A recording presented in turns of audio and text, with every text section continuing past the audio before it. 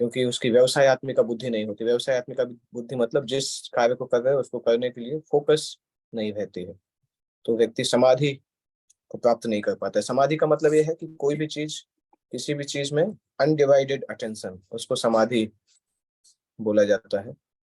उसके बाद 45 नंबर श्लोक आपने देखा था, और 46 नंबर श्लोक से हम आज करेंगे। 46 नंबर श्लोक इस प्रकार से आता है।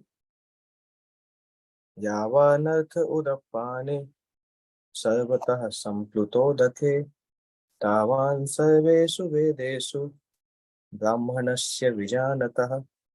इसमें बता रहे हैं यावान अर्थ उदपाने। उदपाने का मतलब होता है जलकूप, कुआं। पानी का जो कुआं होता है उसका मतलब होता है उदपाने। तो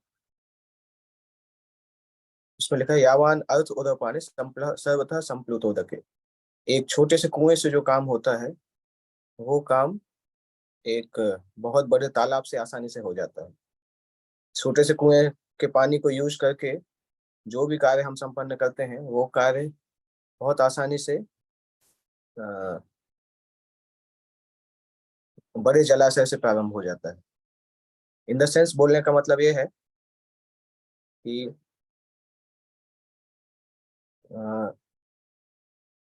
या अभी आपको स्क्रीन में भी दिखाई दे रहा होगा इंग्लिश वाला वर्जन, कि छोटे से कूप का सारा कार्य एक विशाल जलाशय के द्वारा तुरंत पूरा हो जाता है। उसी प्रकार जो व्यक्ति वेदों का तात्पर्य जानता है, वेदों का आंतरिक तात्पर्य जानता है, उसके सारे प्रयोजन सिद्ध हो जाते हैं। इन द सेंस कि वेदों में क्या क्या लिखा है, अगर व्यक्ति को वेदों का सार पता हो तो वेदों को जानने से जो वस्तुएं हैं वो उसको ऑटोमेटिकली ज्ञात हो जाती है। इसलिए लिखा है कि बड़े तालाब में बहुत ज्यादा पानी होता है, तो बड़े तालाब के पानी से वो सारे कार्य पूरे किए जा सकते हैं जो कि छोटे कुएं से हो सकते हैं। तो इसीलिए जो जो साधु पुरुष हैं जो कि वेदों के वास्तविक अंदर के तात्पर्य को जानते हैं, वो ऑटोमेटिकली उसके द्वारा, वेदों के ज्ञान के द्वारा, वेदों के जो सार है उसके ज्ञान के द्वारा अपने सारे प्रयोजनों को पूरा कर लेते हैं। जैसे वेदों में मुख्य रूप से बताया गया है कि बहुत सारा हिस्सा वेदों का कर्म कांड के अंतर्गत आता है। जिस कर्म कांड में यज्ञ बताए गए हैं, अनुष्ठान बताए गए हैं, और धीरे धीरे यज्ञ अनुष्ठान करने से व्यक्ति आत्म साक्षात्कार की तरफ आगे जाता है। और आत्म साक्षात्कार का अंतिम लक्ष्य जो है वो गीता बताती है। 15th 15वें अध्याय में भगवान बताते हैं वेदैश्च सर्वे अहमेव वेद्या। सारे वेदों को पढ़ने के बाद व्यक्ति को यह समझना चाहिए कि वेद पढ़ के भगवान कृष्ण को समझना ही जीवन का सार है। तो आत्म साक्षात्कार का मुख्य उद्देश्य होता है कि कृष्ण को समझें, और कृष्ण को समझने के बाद हम कृष्ण के साथ हमारा जो संबंध है उसको समझें। तो जिस उस सेंस में अगर देखा जाए तो जिसने ये समझ लिया है कि कृष्ण वेदों के सार हैं और कृष्ण को समझना जीवन का लक्ष्य है, कृष्ण के साथ संबंध को जागृत करना जीवन का लक्ष्य है, अगर किसी ने ये समझ लिया है तो फिर उसको सारे वेदों को अलग से पढ़ने की आवश्यकता नहीं है, क्योंकि सारे वेदों को पढ़ने के बाद भी उसको यही ज्ञान चाहिए है, और ये ज्ञान अगर उसके पास है तो उसने वेदों के सार को ऑटोमेटिकली समझ लिया। श्रीमद् भागवत भी यही बताता है। श्रीमद् भागवत में 3रे स्कंद में 33 नंबर श्लोक में आता है अहो बतस्व पचोतो गरीयान यज्जिह्वाग्रे वर्तते नाम तुभ्यम ते पुस्तपस्ते जुहुवा संस्नुराया ब्रह्मानुचो नाम गणन्ति ये। उस श्लोक में आता है कि जो भगवान के पवित्र नाम का जप कर रहा है, हो सकता है वो निम्न परिवार में जन्म हुआ हो, परंतु तब भी वो आत्म साक्षात्कार के सबसे ऊंचे स्तर पर निवास करता है, केवल भगवान के नाम के जप की शक्ति के कारण।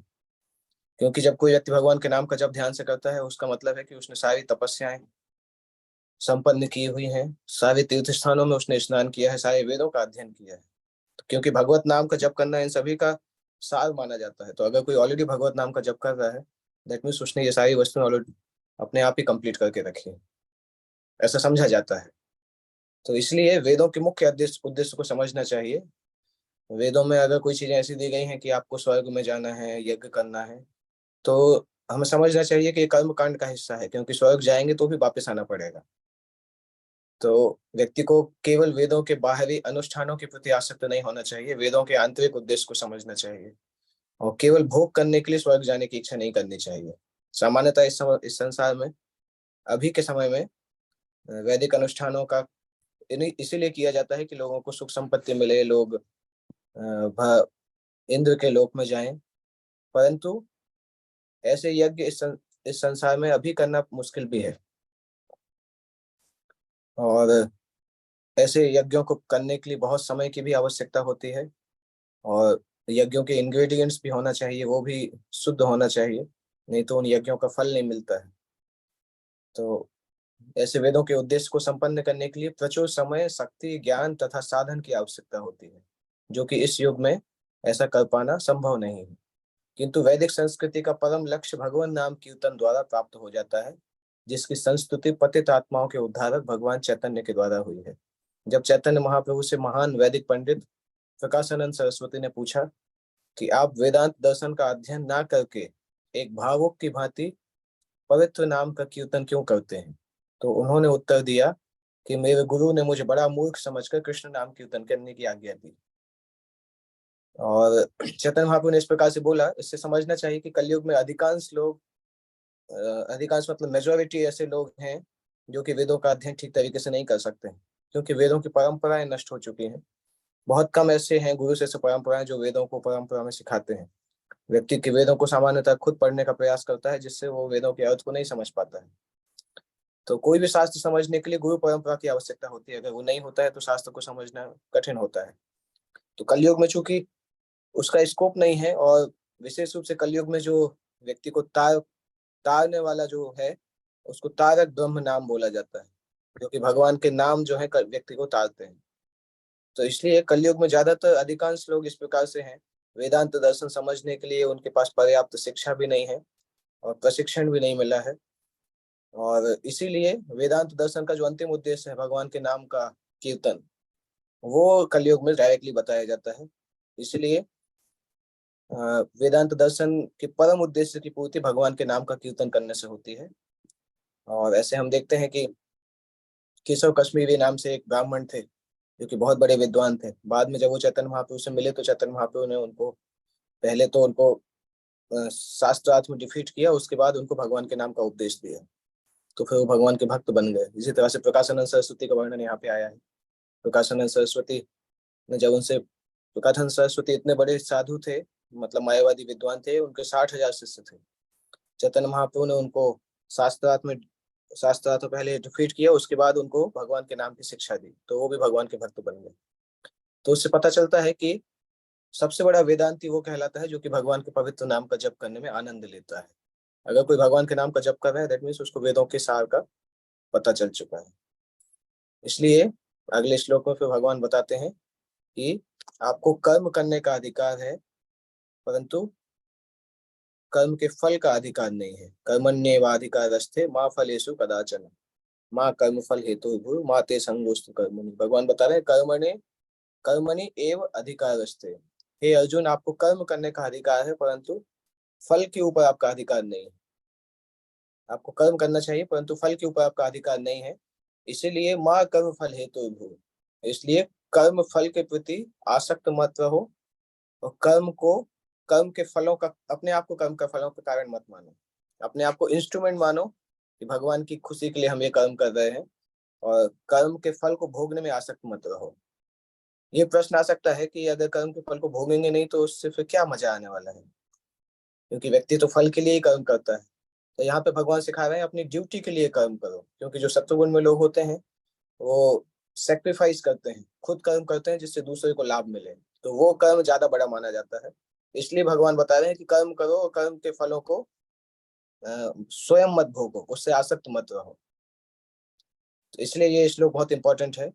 भगवान इसमें बता रहे हैं, you have a right to perform your duty but you are not entitled to the fruits of action. Never consider yourself the cause of the results of your activities and never be attached to not doing your duty. कभी ऐसा मत करो कि काम नहीं करोगे, और कभी भी कर्म के फल से आसक्त भी मत रहो।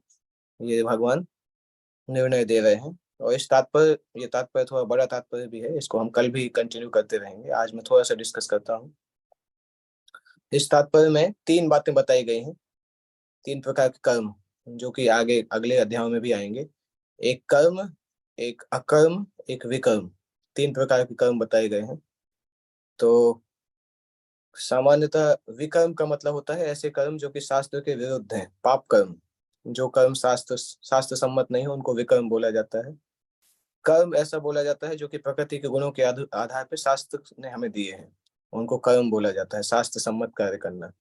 और अकर्म मतलब ऐसे, अकर्म के दो मतलब होते हैं। एक जनरल मतलब होता है अकर्म मतलब कोई काम नहीं करना, और दूसरा ऐसा होता है कि ऐसा कर्म करना जिसका फल भौतिक नहीं है। जैसे भगवान का नाम का श्रवण कीर्तन करेंगे तो इसका फल आध्यात्मिक है, भौतिक नहीं है, तो इसको भी अकर्म माना जाता है, क्योंकि इसका फल जो मिलने वाला है वो आध्यात्मिक संसार में मिलेगा, कोई भी भौतिक कर्म फल नहीं मिलेगा इसका। तो इसलिए दो वस्तुएं हैं जो बार बार आएंगी इसमें, कर्म, विकर्म, अकर्म। कर्म मतलब शास्त्र सम्मत कर्म, विकर्म का मतलब पाप कर्म, शास्त्र के विरुद्ध कर्म, और अकर्म का मतलब ऐसे कर्म जिसका फल व्यक्ति भोग नहीं करता है, आध्यात्मिक फल कहलाते हैं। और अगर अगर निर्धारित कर्मों को देखें तो इसमें भी तीन प्रकार के कर्म होते हैं। एक कर्म होता है नित्य कर्म जो कि रेगुलर ड्यूटी होता है, एक होता है इमरजेंसी ड्यूटी, और एक होता है काम्य कर्म। ये तीनों की कैटेगरी अलग है। नित्य कर्म का मतलब होता है कि जब हम सतोगुण में रह के कार्य करते हैं शास्त्र के निर्देश के अनुसार, उसको नित्य कर्म बोलते हैं। और कर्म, आपातकालीन कर्म मतलब कभी कभी ऐसी सिचुएशन आती है कि हम सामान्य कर्म नहीं कर पाते, इमरजेंसी सिचुएशन है, तो कोई कर्म हमें नहीं भी करना चाहिए तब भी हमें करना पड़ता है। और आपातकालीन कर्म के अलावा तीसरा इच्छित कर्म होता है। इच्छित कर्म का मतलब होता है कि हमारी उस कर्म को करने